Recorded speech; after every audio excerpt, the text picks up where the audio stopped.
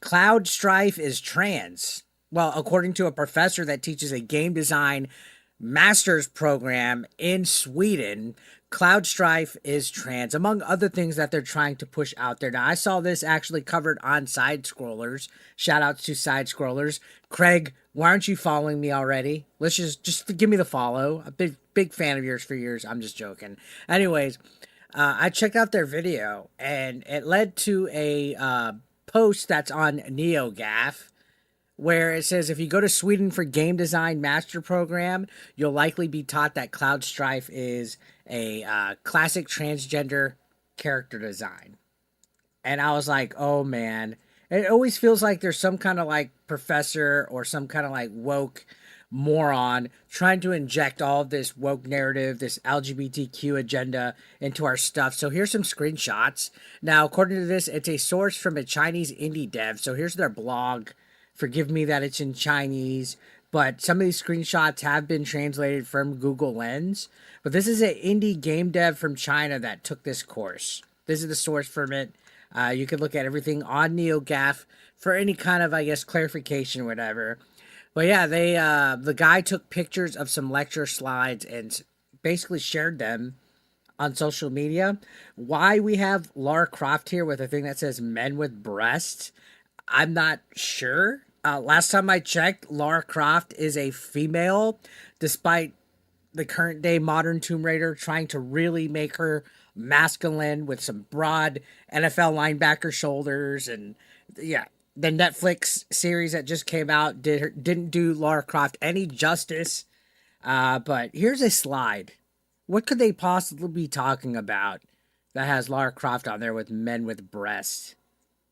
I guess they fund any kind of program in colleges now. And look at this funny thing, it's all women. And I bet you, I'm going to go ahead and do a ratio here. I bet you at least two of these girls have the bull nose ring and some bad, poor prison style tattoos. They probably hate men. Um, this one kind of has dyed hair, but we don't have anybody with the purple and blue hair here. But this is literally indoctrination. This isn't about game design, guys. This is indoctrination. This is them indoctrinating woke identity politics into gaming. Now, this is the professor. This is the person teaching the class. Why do they all look like this? I can't even tell, and I'm not trying to be rude, can't even tell if this is a biological female or not. But you can sure as hell tell they're liberal as all hell. Now, here's a screenshot here, and I wish I could zoom in a little bit better, but I don't think zooming in will do much for the thing. But it says Exhibit A, Cloud Strife in Final Fantasy 797, and again in the remake in 2020, he was in a dress. I guess they're trying to say, I wish this person's head wasn't here, but they're basically saying that he was dressed up like this, and you can see the word queer right here. Um, Obviously, this is some weird woke gender studies class. Here's a screenshot that says design a fighting game character that is neither male nor female. Think specifically about how they move through the world. How do they walk? How do they jump? How do they squat? How do they squat, guys, and get over obstacles? How do they attack and what attacks do they use? How and with what do they defend? What special moves what they might have? So this was translated from Swedish to simplified Chinese. This is the effort that goes into creating character designs that are not male or female. They're these androgynous, gender neutral, non-binary characters that these woke game developers are more like. Why do they focus on this? Why don't you focus on making an actual good game? Why are you focused on making characters that are neither sex? Like, imagine catering to a small modern audience that would get offended about a character being too feminine or too masculine, that you have to have no gender stereotypes or attributes to them. So here's a gender studies thing.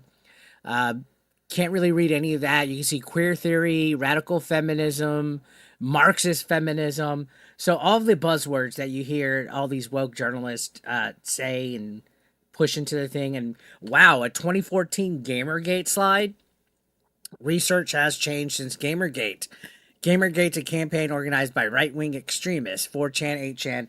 Isn't this familiar? Didn't we just see Alyssa Mercante say that all this stuff with Doge exposing USAID is conspiracies from 8chan?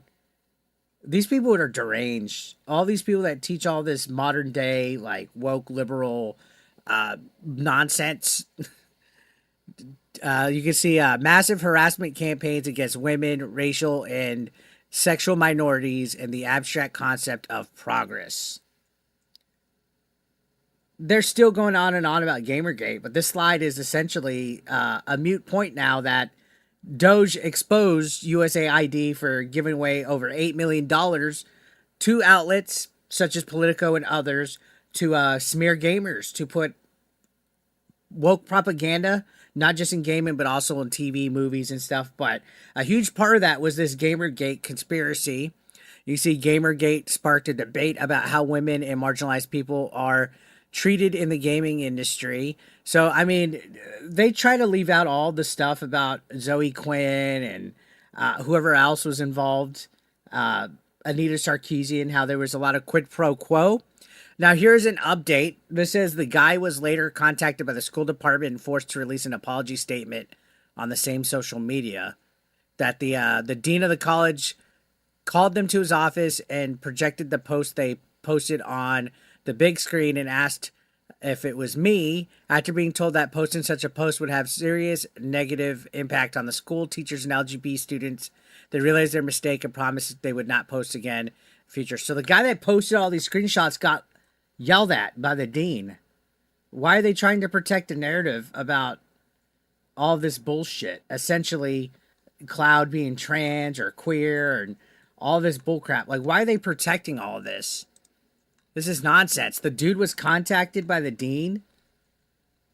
If you don't think that there's not an agenda out there, you're mistaken. And if you don't think that it's a problem that a game design class is focusing on things like Gamergate and making characters that are not masculine or feminine and talking about men with breast and Cloud in a dress, and like they're clearly focusing on identity politics and everything but making a good game. And this is infecting everything. It trickles down from here. These are the future game designers of the world, and they're getting all this stuff, all these woke ideologies pushed into their fucking heads, and it's poisoned in the well. That's why we've been having so many garbage games come out and fail, because they're learning this instead of actually learning how to make something entertaining. Anyways, guys, let me know your thoughts down below. Ridiculous. Ridiculous.